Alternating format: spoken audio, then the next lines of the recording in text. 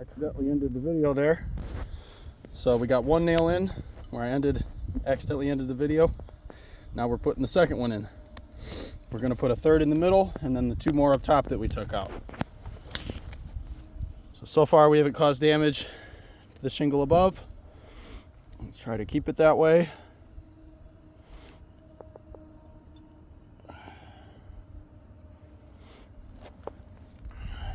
Be as careful as you can with this.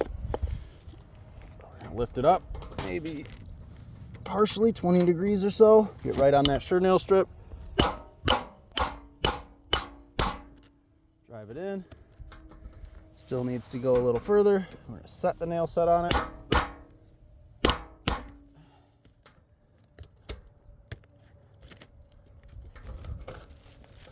Now, having some difficulty with this one.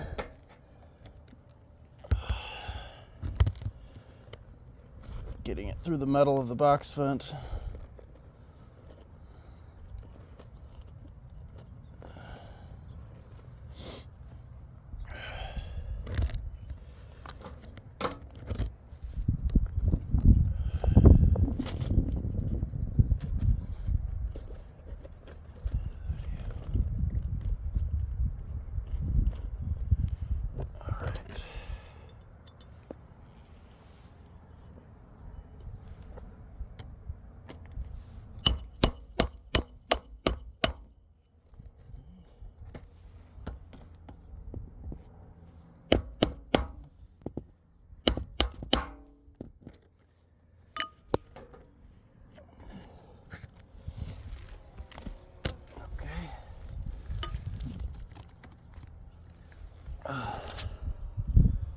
So we got the new shingle in. Let's see what's going on with this.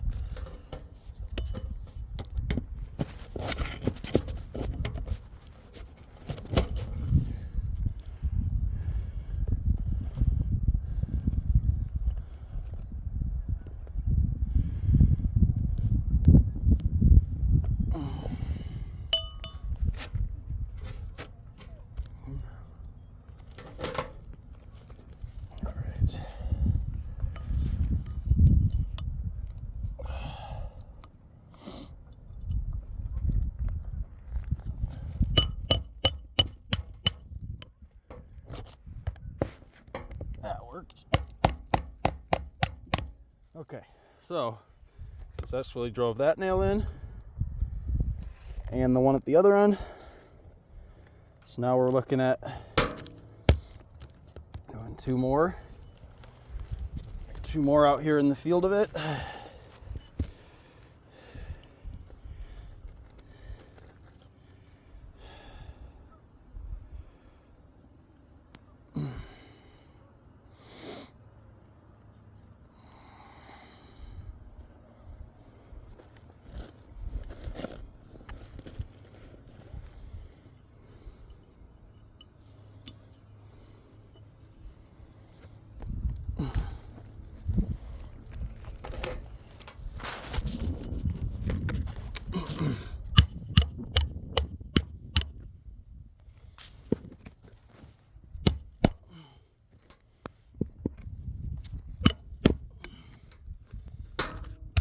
One more.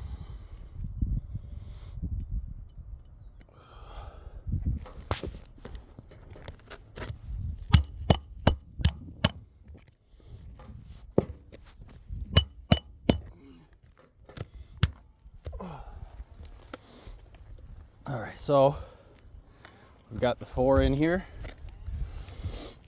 We're gonna get the 2 more up top that we had to take out to get that shingle out. Bear with me here.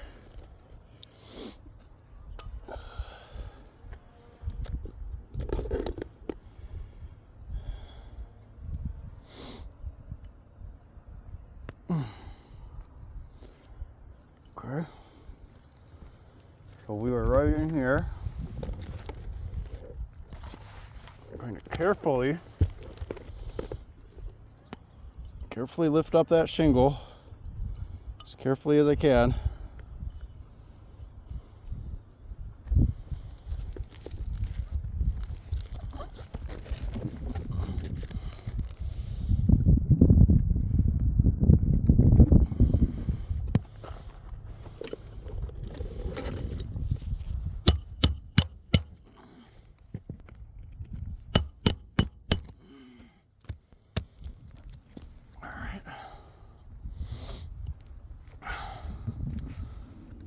we're going to try to get one more in there.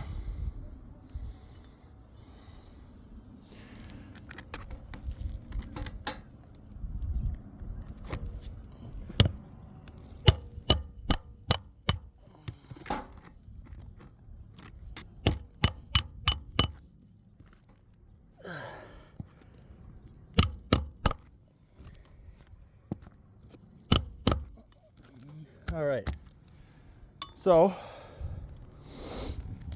we've gotten all the shingles in and successfully repaired this one in particular without causing damage to the shingle above it. Matching on this roof is not a question. Size-wise for us, as you can see, the 5-inch exposure is easily, or 5 5/8 is easily found. Whether or not this roof is a Owens Corning or CertainTeed still in question, but the shingle I used for the repair is a Owens Corning driftwood. Got it in just fine. Like I said, this is the first repair I've done on this roof. I wasn't sure if we were going to be able to manipulate this upper shingle like we were, and it still has enough pliability in it that it does not break and fall apart when you install these shingles.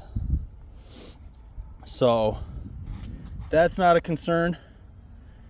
So I think this video has kind of ruled that out. Now you might be wondering, why am I sending it in still or having you watch it if the roof's repairable? Well, based on what I see here, we can still do them in the field. The shingles to repair, that is. But something I want to bring to your attention is over toward the left slope of this roof. All right, sorry, it'd be the right slope, right elevation. Let's get over here.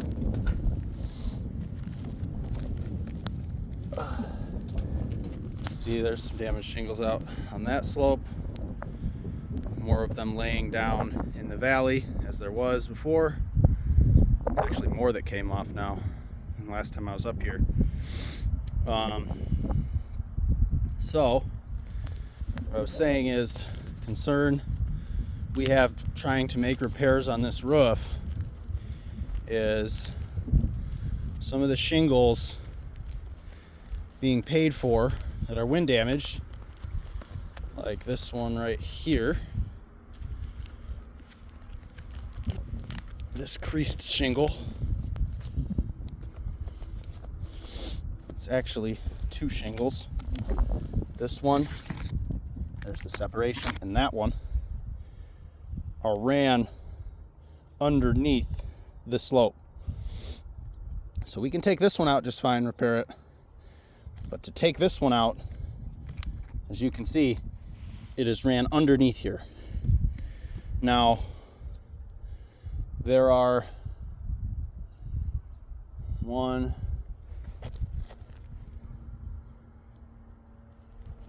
2. Yep, there's another one right there, that crease shingle right there.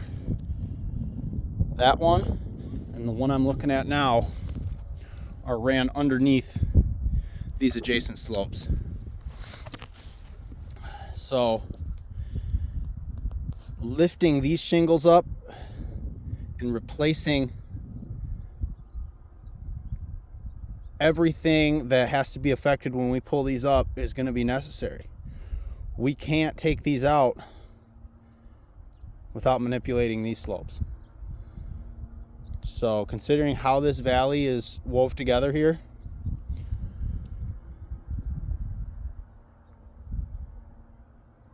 we're going to need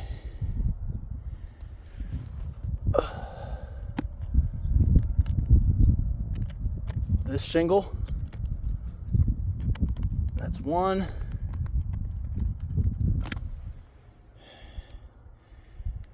And everything it affects. So that would be 1, 2, 3, 4, 5. 5 shingles. And 6, counting that one. So 6 shingles for this location here in addition, so that'd be another 6. And then the same thing over there. This shingle plus the one that's laid lengthways and the 5 touching it. So there's another 6. So 12 total. 12 more shingles and another at least 4 hours repair time, labor time on that.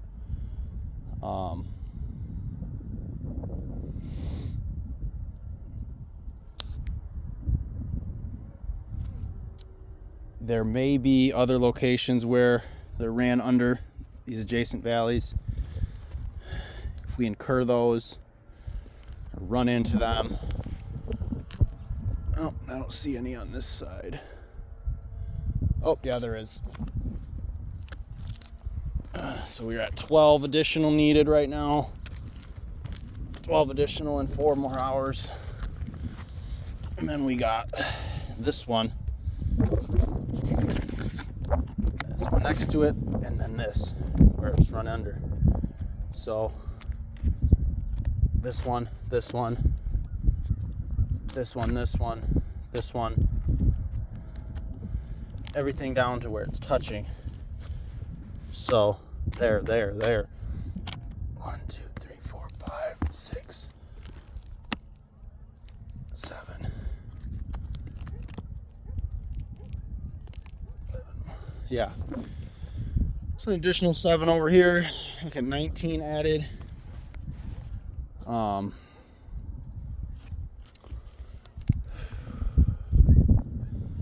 we need an additional 19, 20 shingles added to the claim. Right now you're at 25. So if we could get 45, 50 shingles allotted for, additional labor added, we can make the repairs to this home successfully. But as you can see, there's some issues with them being run underneath the adjacent valley. Something else I'd like to point out is shingles that are damaged down low, like that one right there. On these steeper slopes, there's also some on this slope that dips away, second story.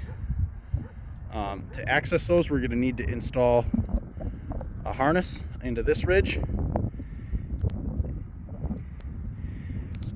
We need more ridge cap shingles paid for on the claim because of the damage we're going to cause to these ridges installing the harness to access over the side like that. So at least 2 bundles of ridge cap shingles to help make some repairs to where we have to manipulate the ridge cap, and additional shingles added for where these shingles are ran underneath the adjacent slope.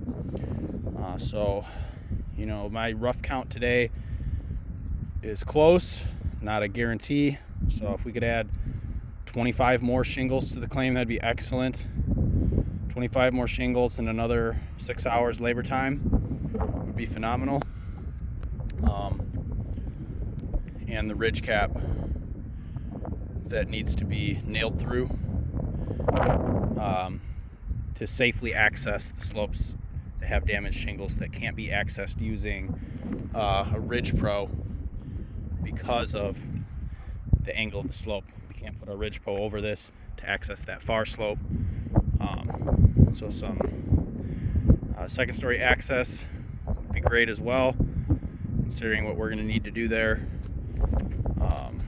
Please consider everything I've shown in this video today. I've tried to be as honest and clear as I can about what we have going on here on this roof, Mr. Tyner's dwelling. Hope to hear from you soon regarding the addition of another 25 shingles and some ridge cap that we're going to have to manipulate to access and replace all the shingles that are damaged on this home. Thank you for your time.